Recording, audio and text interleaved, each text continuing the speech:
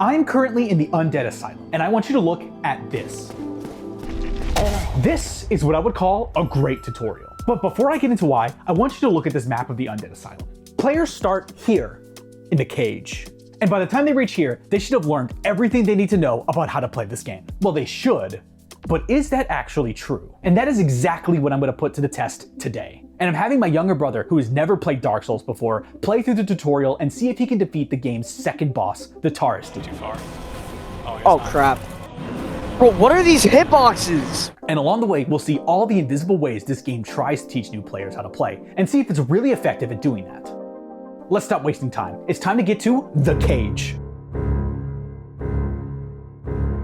What I find interesting about this room is that it's one of the few times Dark Souls gives a handout to the player. This game is usually about earning your ability to progress, but here the handout teaches players the importance of items, and that glowing white gas means good thing. This also teaches players the basics of finding locks and opening doors. Oh wow, what are the chances? He has the dungeon cell key.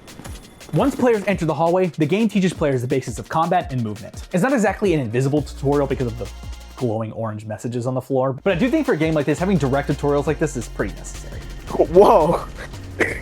That's so convenient that the fire on the floor tells me how to move my camera. And then it also tells me how to attack? Whoa! I also think the design of this room is so important because it's so narrow. And since the messages are placed so close to the wall, it's pretty easy for players to hit the wall, and it teaches players that their attacks actually interact with the environment.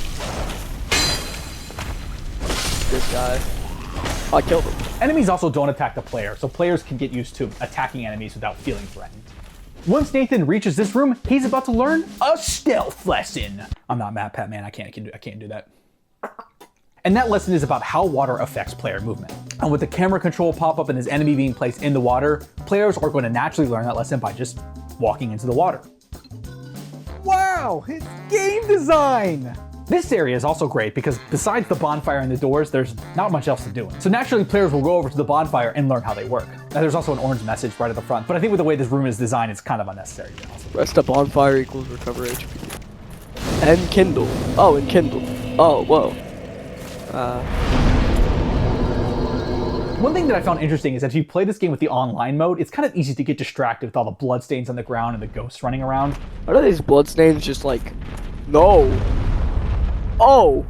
Oh! Oh god! Oh, good lord! Oh, jeez! Oh god, get off me! What the freak, man! I really love this first boss encounter because I think it does a great job of preparing the player for the emotional experience of playing this game. And since the player doesn't have a good weapon at this point or probably a good grasp of this game, this boss feels intimidating and scary. And if they do try to fight it, it feels kind of impossible to do.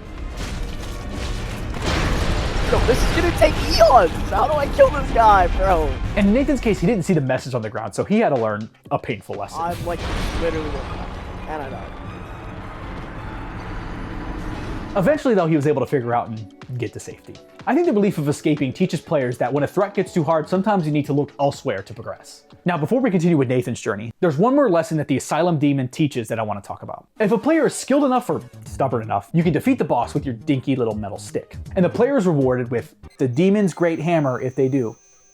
And I think that's just great because in RPGs, player freedom is essential. And so little rewards like this help players who didn't go on the recommended path feel like they didn't waste their time. Later on in the game, there's plenty of good gear to get from the catacombs if players choose to go there first instead of the Undead Burg. The Black Knight is also another great example because you can get good gear if you fight him early on as well. I think this is just a great way of prepping players that if they choose to do something hard, they'll be rewarded for it. And that's reaffirmed throughout the entirety of the game. But let's get back to Nathan. This next hallway teaches players several important lessons. It teaches players the importance of shields, but also is designed in such a way that players will naturally take advantage of the environment. Get your shield. Oh! Yo, that makes so much sense now. However, one flaw of this tutorial is that it doesn't really do a great job of teaching players how their inventory works. I had to walk Nathan through how to equip his weapon and what every menu item meant. Now that Nathan has a real weapon, hopefully he'll feel a little more confident with fighting enemies. Oh wait, can I have two things equipped at once? And honestly, he's gonna need to be, because from here on out, enemies are gonna start fighting back. There is an arrow in my stomach. I don't want to go down there, but I'm gonna go down there anyways. I love how underwhelmed he is at seeing the area he's already been to, until he realizes that he can rest. Please, if I get attacked, this is all your fault, Andrew. Oh. It's just that. Oh, wait, I can risk. I think that's the genius of this area's level design. The entire map is connected, and at many points of the game, you're going to find yourself lost and not know where you are, only to find yourself back in the Firelink Shrine somehow. And I think this small moment helps subconsciously prepare players for that experience later on in the game. And I think that's why any good tutorial is about conditioning players for the expected experience that they'll have throughout the game. At many points of the game, players are going to be bombarded by traps that kind of seem like they come out of nowhere. And I think this moment teaches players that you need to tread carefully and that this world is dangerous. What? Hey man, that wasn't nice. When it comes to Oscar, I think this is another way that Dark Souls could do a better job at teaching players some fundamental mechanics. You see, Nathan didn't realize that you could talk to NPCs multiple times, so he ended up having to backtrack and get the key after Oscar disappeared. For this moment, it's really no big deal. But by the time you reach Firelink Shrine, this dude, I forget his name, but he actually can give good advice to a new player if you talk to him multiple times. And throughout the game, if you keep talking to him, he'll give you different advice of where to go or what to do next if you're lost. But if you didn't know you could talk to him multiple times in the same session, you just might never do that. In fact, this tutorial really doesn't teach players a lot of fundamental mechanics. I don't think it really teaches players about the concept of like humanity and reinforcing bonfires. It doesn't really teach them all of like what these stats do and why these are important. I mean, obviously I wouldn't want it to like handhold the player and be like, oh, you're playing this class and you need to level up these stats, but I think there's a better middle ground where it could explain what some of this actually means. I know there's an explanation option, but these just really aren't that helpful, to be honest with you. And Dark Souls is a complicated game with a lot of complicated mechanics. And I think this tutorial is geared about getting players into the mindset of playing this game, rather than being like, here's every mechanic that you need to know to be successful in this game. If the player is in the right mindset, they'll seek out the answers to those mechanics themselves. It's not perfect, obviously, and this method means that a lot of times you'll end up either looking stuff online or hearing it from friends. But I think in some ways, being able to share like, oh, did you hear about this cool thing in this game I played? And having all your friends be like, whoa, I didn't know that. I think it brings a little bit of that magic into the game. But as challenges come up, players need to be in that mindset and reevaluate their playstyle often. I also think this is why boss fights always have you fight small waves of enemies before fighting the actual boss. This game wants players to level up, find items, and actually explore the world. Sure, it makes it more tedious at times, but being able to overcome this challenge and actually finally slay that boss is a catharsis that I think only a challenging game like this can provide. Now it's time to see if Nathan can truly defeat the Asylum Demon. Oh, hey there, buddy. How's it going? Oh, God! I think this boss has fair but challenging attacks for new players. If you keep strafing around the boss, it does a sweeping attack to punish that. If you try to keep your distance, it does a forward slam to counteract that. These are just basic lessons that the player needs to understand to face bosses later.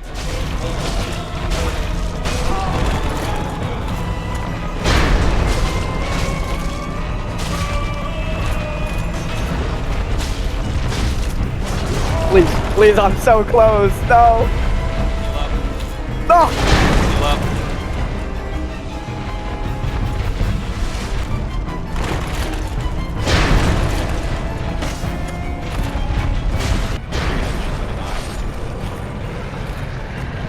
And with that, Nathan has proved that he is almost a pro gamer, because now Nathan needs to defeat the second boss, the Taurus demon.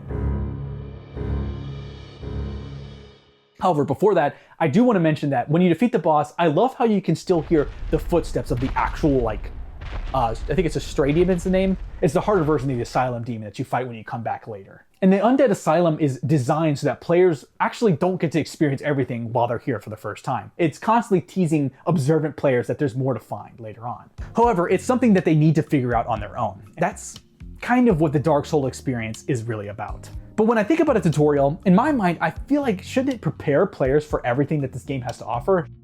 But Dark Souls isn't just any game. Honestly, it's a game that's fine with just letting people miss stuff. And in a lot of ways, this tutorial can be kind of brutal at times. It's not concerned with the nitty-gritty mechanics. It's just, like I said, teaching players the mindset of this game. And I think that's also why players who have finished this game love it so much, because it's a game that respects the player's intelligence and trusts that they can figure it out themselves, that you are capable of doing it. And while this style of game design unfortunately does mean that some players get left out, it also means that those players who engage with it get a lot more out of it. I was not expecting him to just jump up and freaking smack the crap out of me. That scared me so much, bro.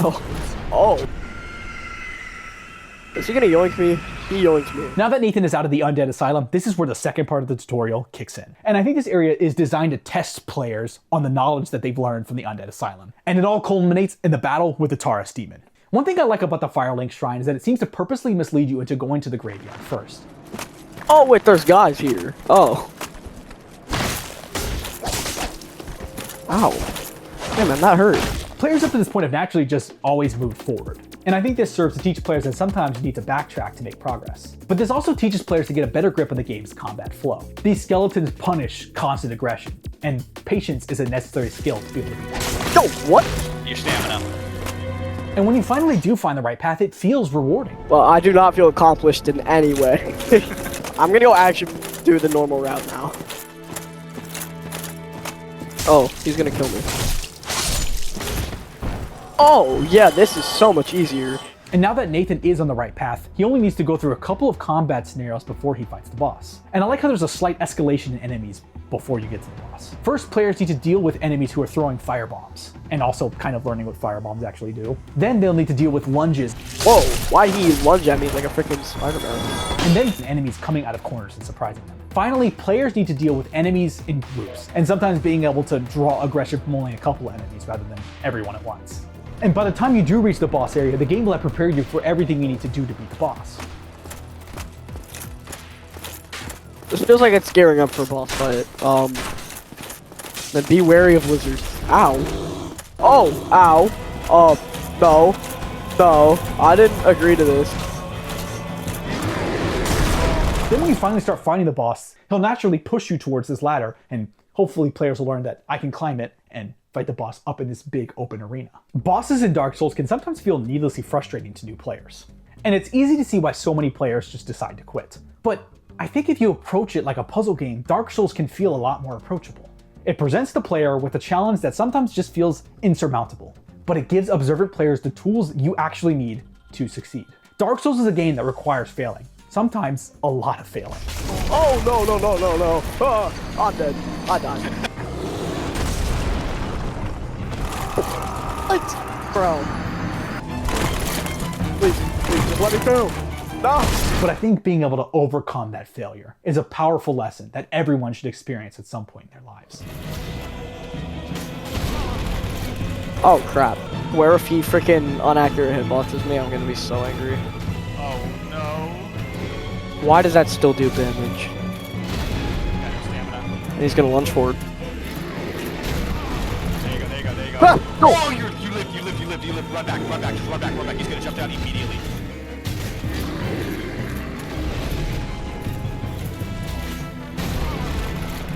You're so close.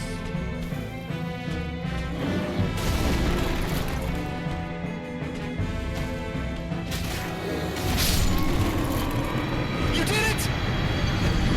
What? Wait, it's saved. Wait, so do I have to fight him again or not? You know, I was gonna do some crazy celebration, but I don't know if I can celebrate now, cause like, I don't know if I killed him or not. Wait. Oh my goodness. Oh my god, bro, I swear, if this little wiener spawns again, I'm actually gonna tweak the frick out. Better not jump off that tower, bro, I'm telling you. Oh thank god. And that is a feeling that only a game that is designed like this can give. And it's why I love Dark Souls. But for a game that has as depressing of a setting as this, it surprisingly can spark hope in a lot of players. Because in a world that's doomed to fail, we'll still try anyway.